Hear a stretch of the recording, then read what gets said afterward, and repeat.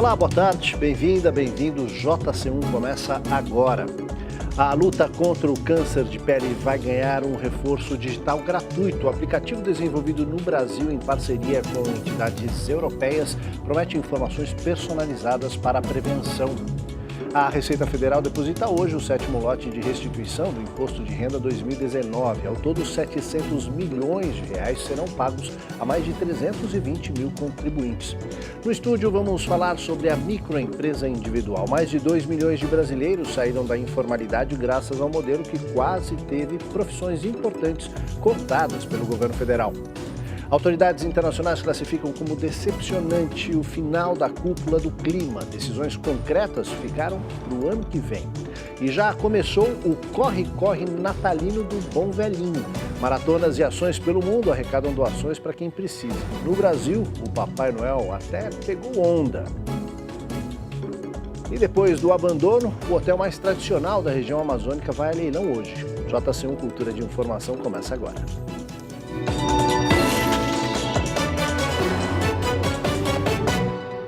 O crescimento da população idosa no país aumentou também com a procura de serviços preferenciais, como vagas de estacionamento e filas em bancos, farmácias e supermercados. Somente na cidade de São Paulo, o número de cartões de idosos emitidos mais do que dobrou em 2 anos. Essa cena é cada vez mais frequente para o Vanderlei. Aos 68 anos, o aposentado tem dificuldade para encontrar vagas na rua destinadas aos idosos.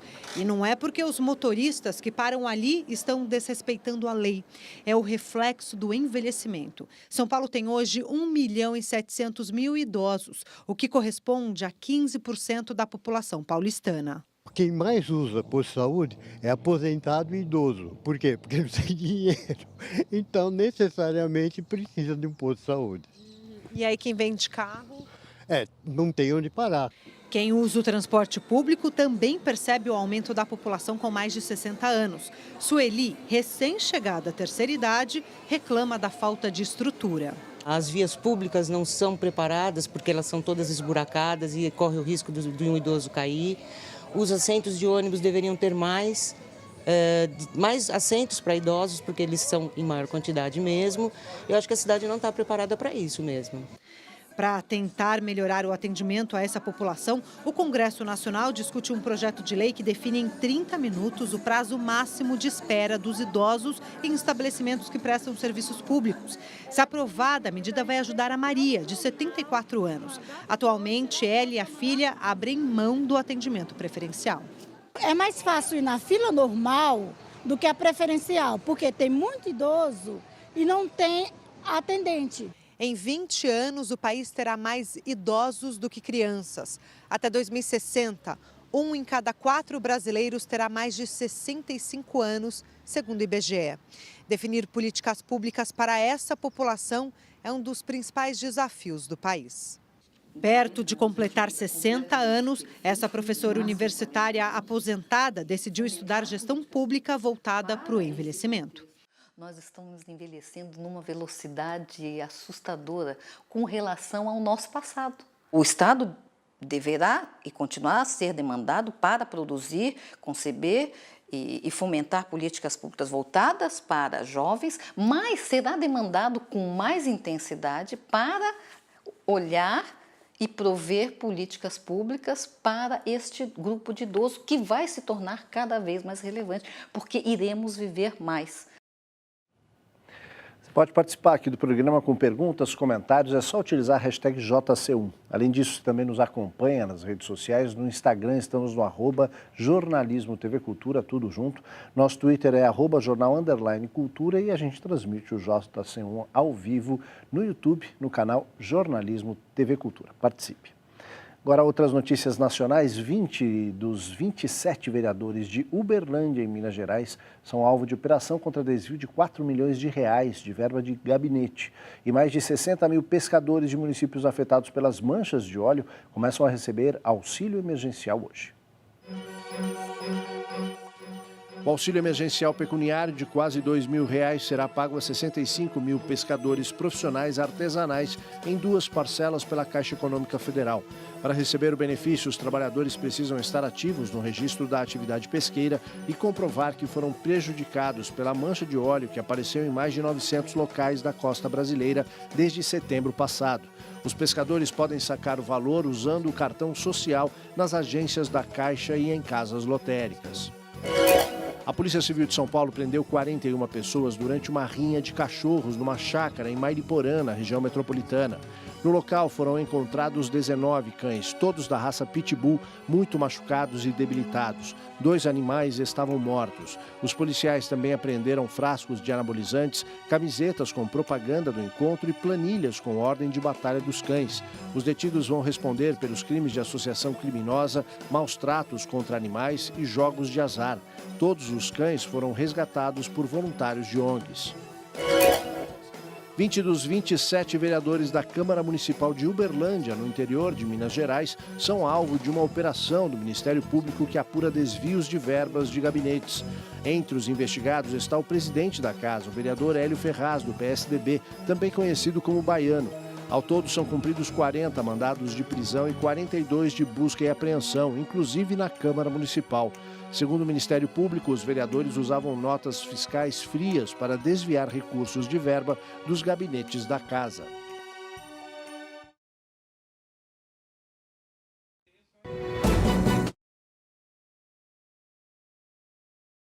Manifestar quando tiver acesso à investigação do Ministério Público de Minas Gerais.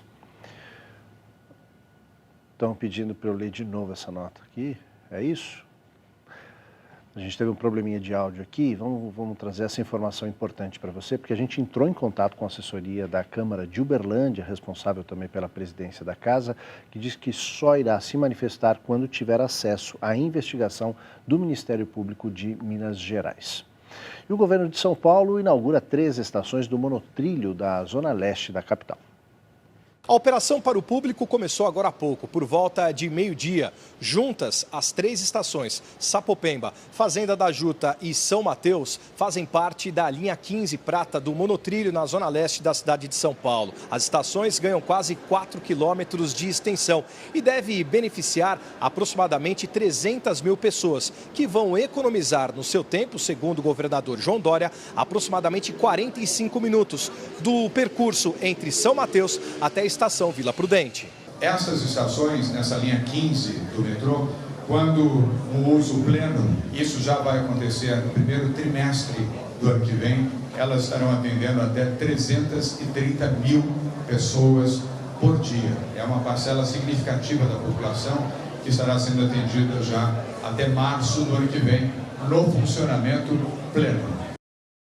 E a Receita Federal deposita hoje 7º lote de restituição do Imposto de Renda 2019. Ao todo, 700 milhões de reais serão pagos a mais de 320 mil contribuintes que têm direito ao benefício. Como esse é o último lote, quem ainda não teve o dinheiro depositado na conta pode ter caído na malha fina. O lote também contempla restituições de outros anos de 2008 a 2018. Para mais informações, acesse aí o site ou vá a uma agência do Banco do Brasil. Ligue também para a central de atendimento no número que aparece aqui embaixo na sua tela. O Tropical Hotel de Manaus, um dos mais luxuosos do país, já foi, né? Hoje em dia está abandonado, vai a leilão hoje no Rio de Janeiro. Ex-funcionários cuidam das instalações e dos animais que ainda estão no zoológico do local. Do luxo à escuridão. Quem anda pelos corredores do Tropical Hotel de Manaus, um dos maiores resorts do Brasil, encontra o improviso pelo caminho. Inaugurado em 1976, o Hotel Tropical era considerado um dos mais luxuosos da região norte. Por aqui passaram inúmeras autoridades mundiais. Em 2014, na Copa do Mundo, as seleções internacionais ficaram hospedadas aqui. O hotel, localizado às margens do Rio Negro, fechou as portas em maio deste ano, depois que o fornecimento de energia elétrica foi suspenso por conta de uma dívida milionária. Mesmo sem receber há meses, este ex-funcionário ajuda na segurança e manutenção do local de forma voluntária.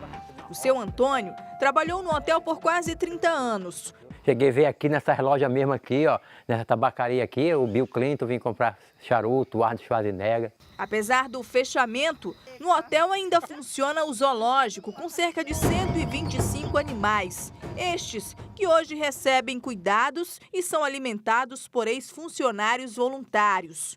Entendemos que quanto compromisso técnico com esses animais e com o ambiente em si de trabalho, não poderíamos jamais abandonar, né, o barco, como o ditado popular, e deixar os animais à mercê. Então hoje estamos custeando e mantendo também um único tratador de animais que aqui se encontra. Boa parte dos bichos já foi transferida para outros zoológicos da capital. Esta onça pintada, conhecida como Manuel, considerada a maior do Brasil em cativeiro, depois de 13 anos vivendo por aqui, vai para Minas Gerais.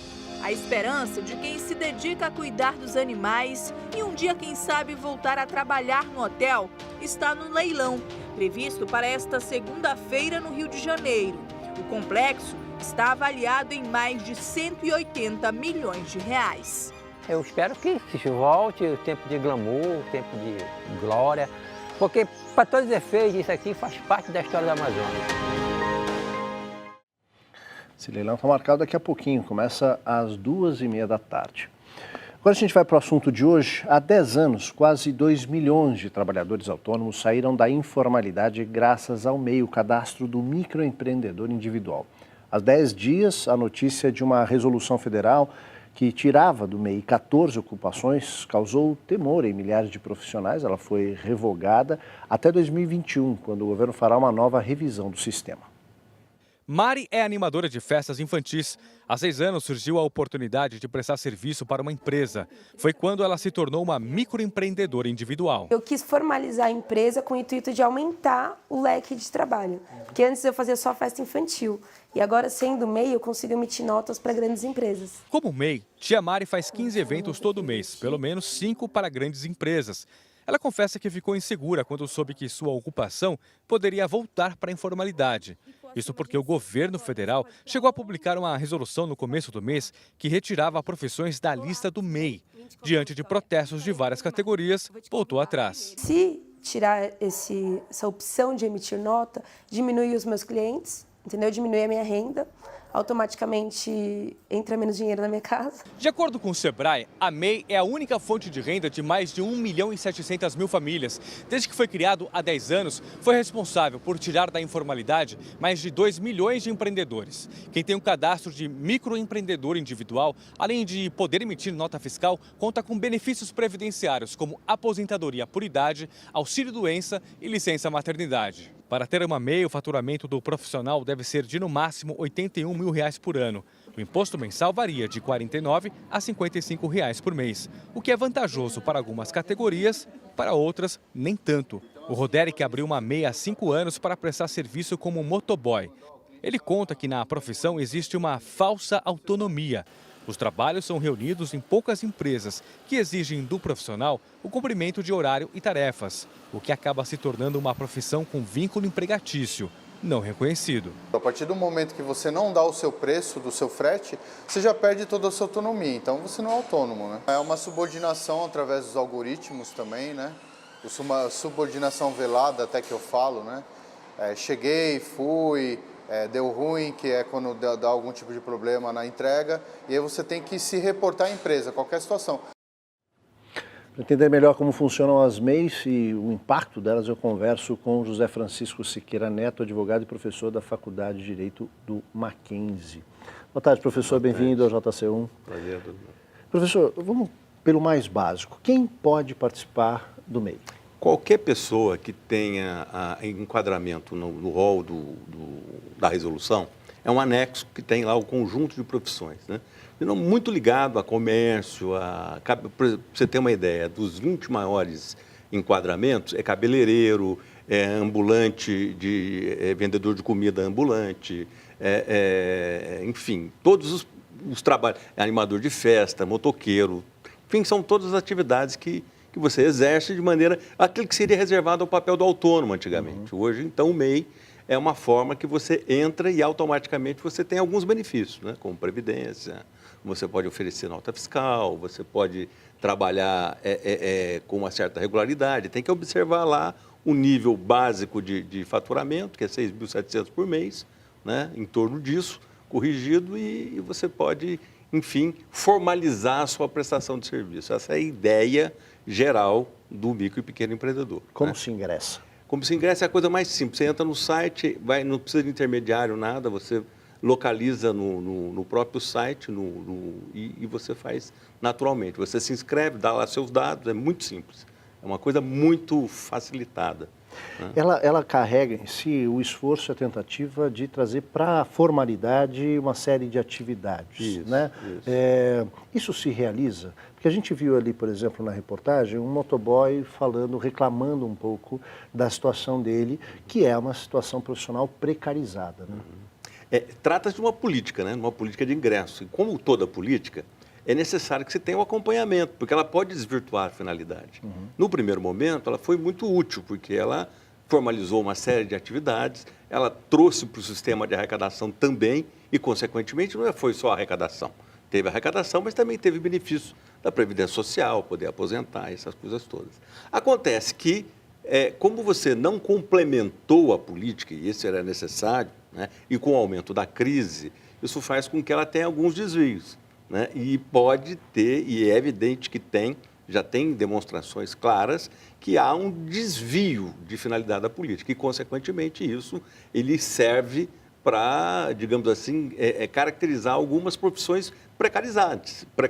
Isso ocorre, mas não é finalidade da política. A política ela teria que talvez ser complementada. Que complemento é esse? Pois depende, né? Uma política, quer dizer, você tem dois grandes modelos no mundo. O modelo europeu, por assim dizer, do micro e pequeno empreendedor, que vai muito na linha da economia social, e o modelo norte-americano. O modelo norte-americano é um modelo que induz a formação do mercado. Então, é uma coisa poderosa, porque ele trabalha na lógica do mínimo necessário para você ser uma micro e pequena empresa e faz com que você entre na cadeia de fornecedores muito fortemente, né? Porque o grande problema do micro e do pequeno é mercado e crédito. É simples, ele tem que saber para quem ele vende e como que ele sustenta esse crédito. Né?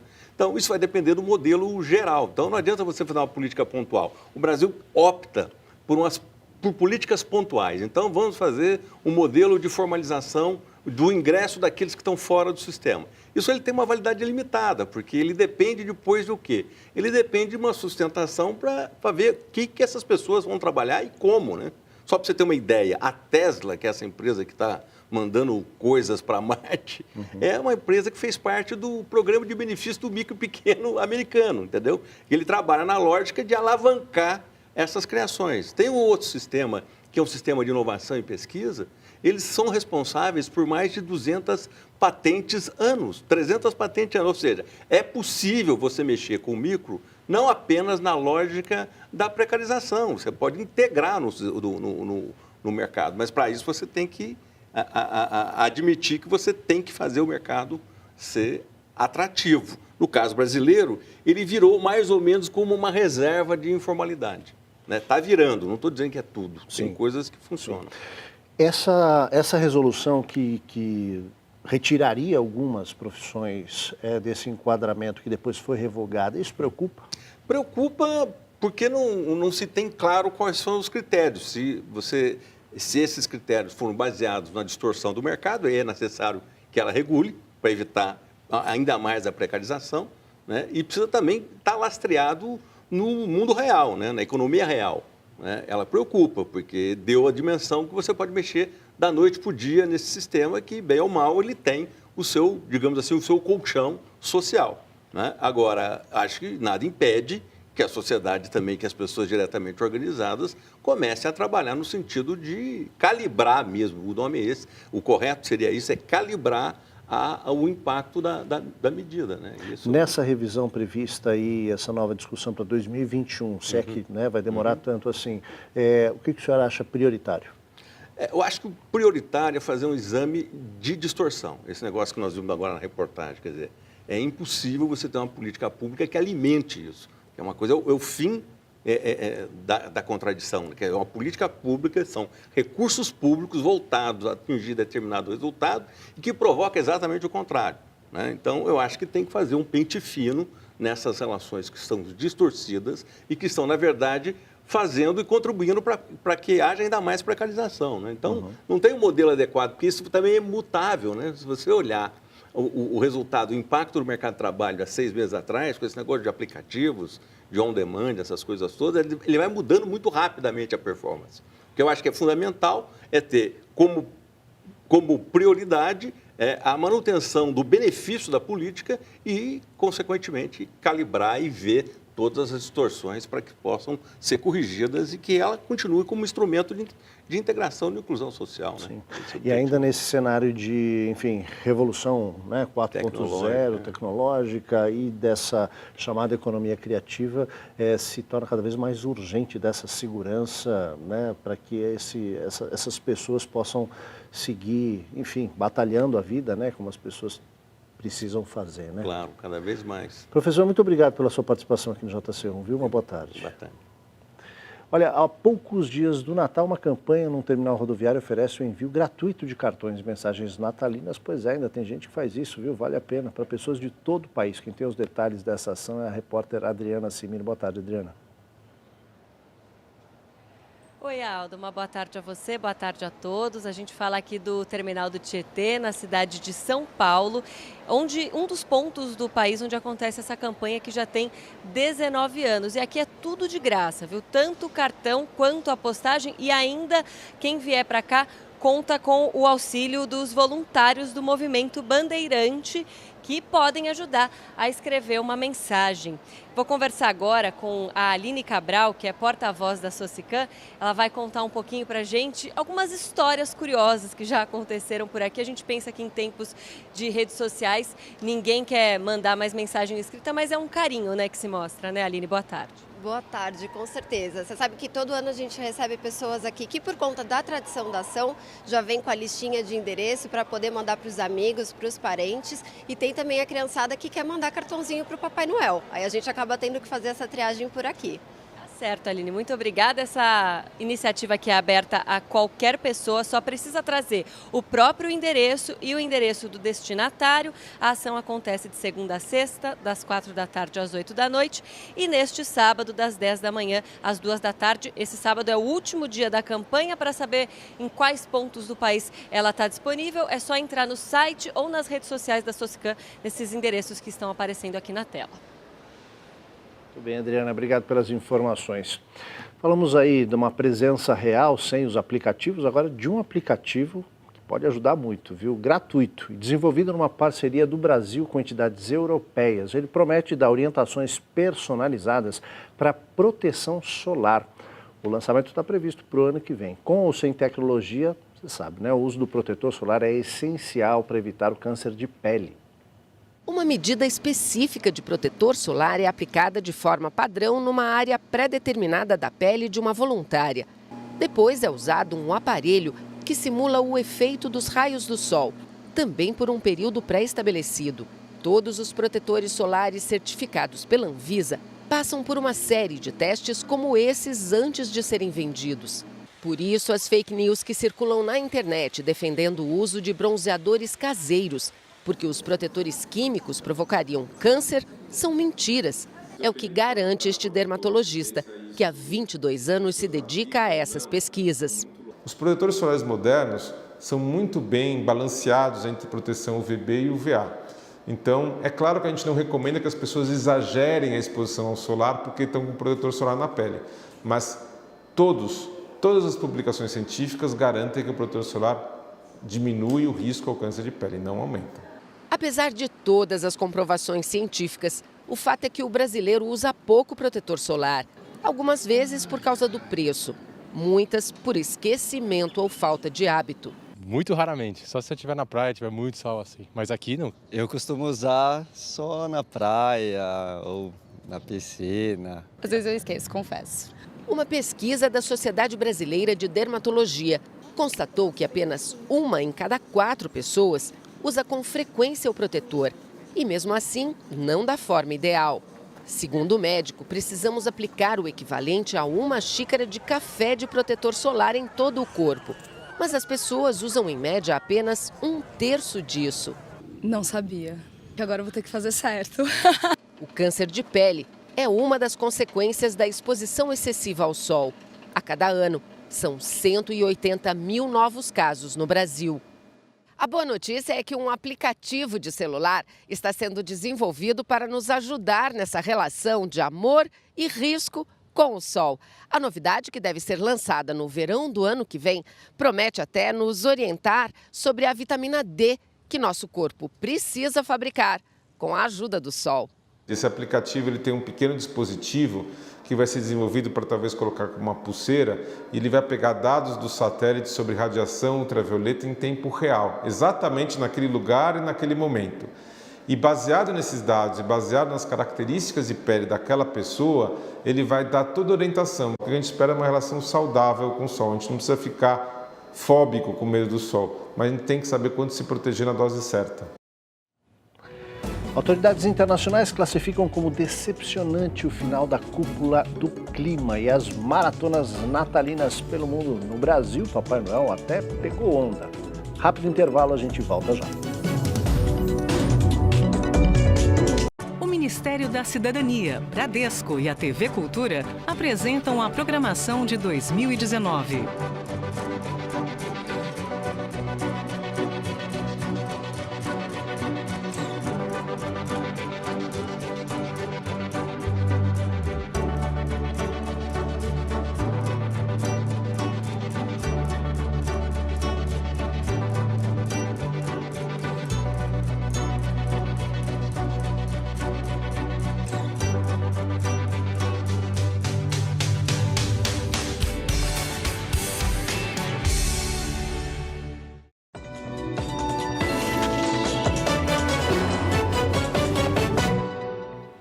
Estamos de volta com as notícias internacionais. Começamos pelo Líbano, onde novos protestos contra o governo deixaram dezenas de feridos.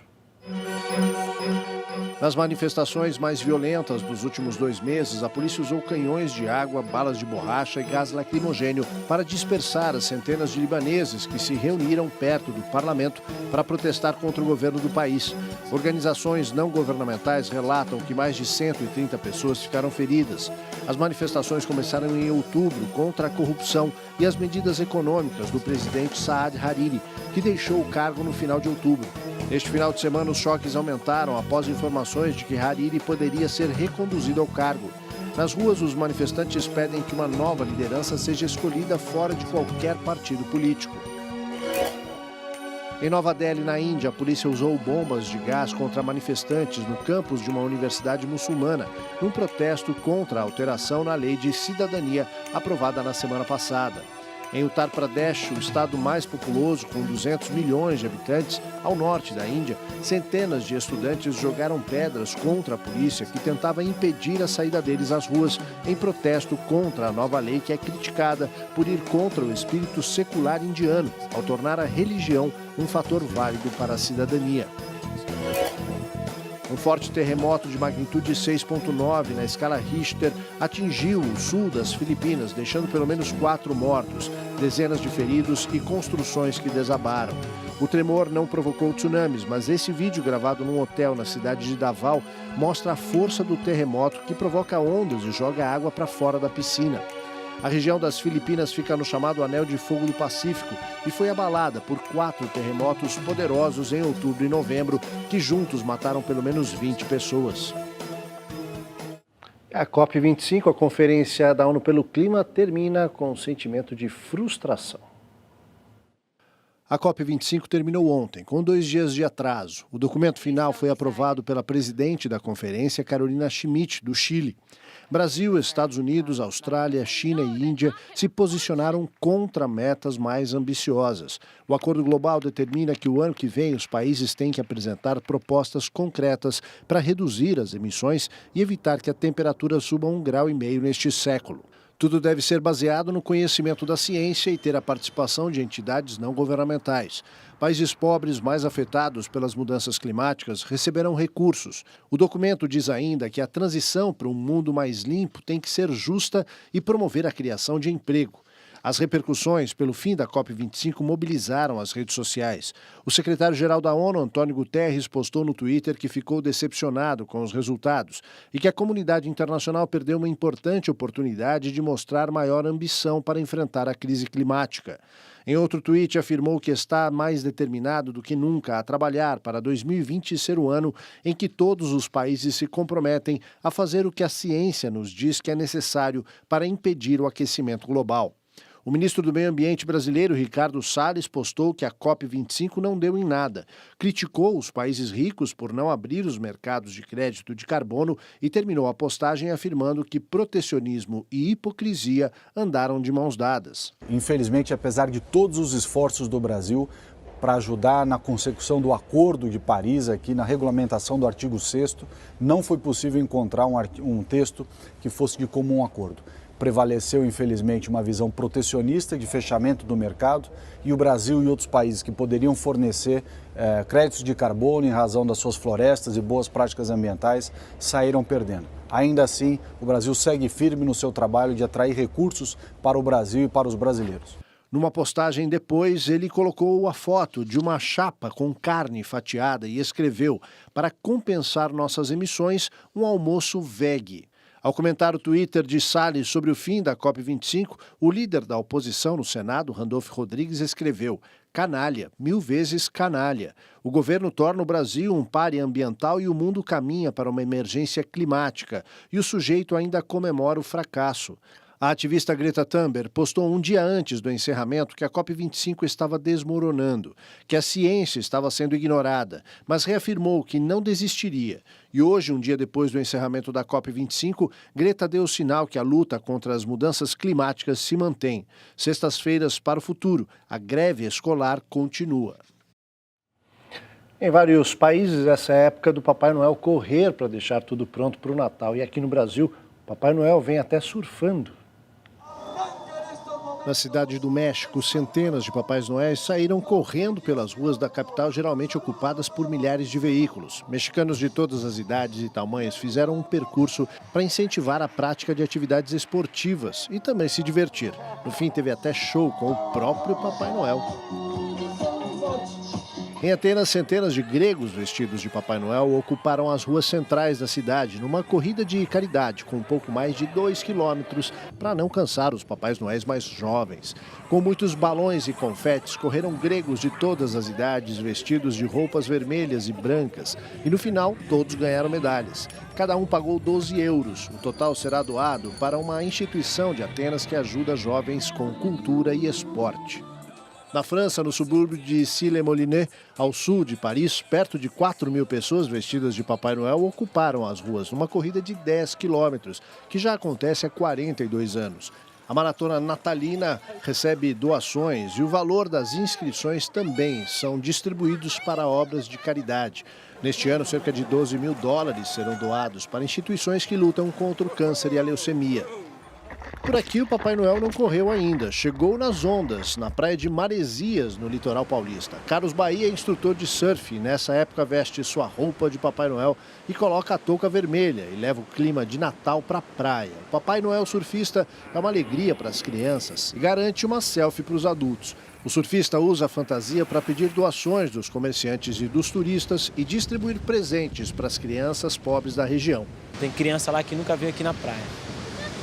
Então você chega com um brinquedo, chega com um carrinho, chega com uma bola, a felicidade, o sorriso. É isso, essa é a emoção, de fazer um bem, deixar uma criança feliz no dia 25. Agora a gente traz para você a exposição Olá Maurício, que retrata a experiência do artista Maurício de Souza e os mais de 500 personagens criados por ele, entre eles a Turma da Mônica.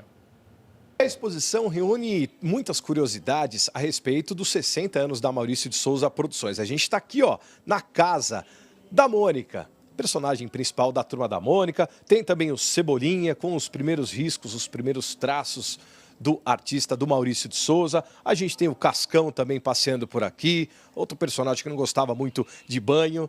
E, obviamente, o ovo do Horácio, outros personagens icônicos desta exposição que acontece aqui na Fiesp, na Avenida Paulista. Mas quem vai falar um pouquinho mais para a gente sobre esse espaço e sobre esse universo todo infantil é a Diana, do Centro Cultural da Fiesp. Tudo certo, Diana? Muito bacana para todas as gerações conhecerem, né? Tudo bem, Cadu? Sim, nossa, então, são 60 anos de carreira do Maurício de Souza, né? Então, são gerações e gerações que cresceram lendo as historinhas do Maurício e a gente tem um pouco desse universo aqui representado nessa exposição. São quase 500 personagens, então a gente tem um pouquinho desses personagens expostos aqui e nas TVs a gente também fala um pouco, né, dessa gama de personagens do Maurício. E a gente tem uma parte bem especial também nessa exposição, que é uma série da História em Quadrões, que são releituras de obras de arte que o Maurício fez. Todo mundo convidado, portanto, todo mundo que participar também vai ganhar aqui, ó, esse gibi, vou mostrar, com as histórias do Edu, um novo personagem que tem distrofia muscular, também trazendo a acessibilidade para os quadrinhos. A exposição fica em cartaz até o dia 16 de fevereiro. Depois do intervalo, você não pode perder acordar cedo para observar pássaros. Pois é, essa é a rotina de quem descobre que mesmo no meio do concreto é possível se encantar com a natureza. A gente volta já. O Ministério da Cidadania, Bradesco e a TV Cultura apresentam a programação de 2019.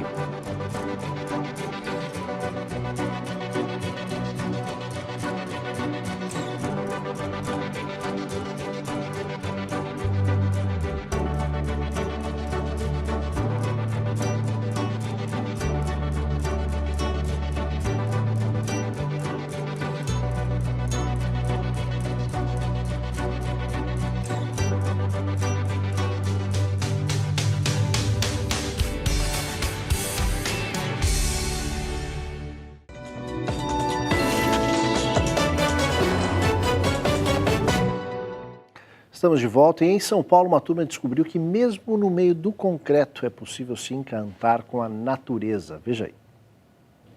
Acordar com os passarinhos no meio da selva de pedra. Esse tem sido o hábito deste grupo há pelo menos 4 anos. Com mais de 40 pessoas, o Passarinhar reúne amantes da natureza para observar a fauna de aves da cidade de São Paulo. Dona Tomico frequenta esse e outros eventos do tipo há cerca de 10 anos. É um contato com a natureza, é outro mundo. Quem gosta de passarinho vive um mundo diferente, cercado de coisas boas, gente boa, energia boa. Não tem nada que aborreça. Só aqui, no Parque do Ibirapuera, são mais de 200 espécies, quase metade de toda a biodiversidade de aves catalogadas na capital paulista. A lista é grande. Quem aponta o binóculo ou a lente da câmera pode avistar desde o famoso João de Barro com sua casa, passando pelo suiriri, até os gaviões carrapateiro e miúdo. Tem aves ameaçadas de extinção que a gente já registrou aqui no Ibirapuera. Por exemplo, a araponga, que é a ave símbolo da Mata Atlântica. Mais do que tirar a melhor foto ou ter o privilégio de encontrar alguma espécie rara, a ideia aqui é compartilhar conhecimento. Os mais experientes ensinam aos mais novos o valor de se aproximar, conhecer e preservar a natureza. O Donizete divide o prazer de descobrir e fotografar as aves com os sobrinhos Davi e Nicole. Mano, passarinho é vida. Eu adorei, eu achei uma coisa incrível. É muito bom, porque você afasta eles um pouco da televisão, um pouco dos videogames, de brinquedos eletrônicos, e faz com que eles tenham apreço também pela natureza, né, pela conservação do meio ambiente. E para quem diz que na Cidade Cinza não dá para sentir a natureza de perto, eles recomendam. É só olhar um pouquinho para o alto. E, aliás, comemorações pelos 250 anos de nascimento de Beethoven, em 2020, começaram neste final de semana com a Orquestra Sinfônica do Estado de São Paulo.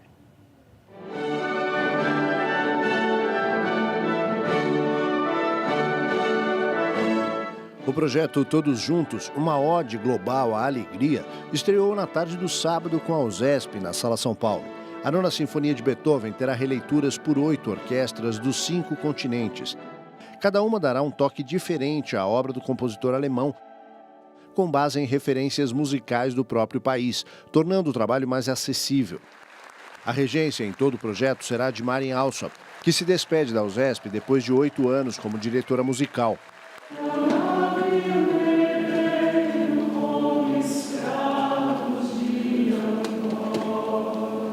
A interpretação brasileira teve desde o canto anônimo de capoeira da Bahia, Navio Negreiro, até a canção Alegria, Alegria, de Caetano Veloso, uma reação à ditadura. A apresentação contou com o coro da USESP, o coro acadêmico da orquestra e o coral jovem do Estado, para marcar a importância da educação e da música para a cidadania. O poema Ode à Alegria, escrito por Friedrich Schiller e cantado na Nona Sinfonia de Beethoven, expressa os ideais da Revolução Francesa, que inspiram até hoje o Estado democrático de direito, liberdade, igualdade e fraternidade.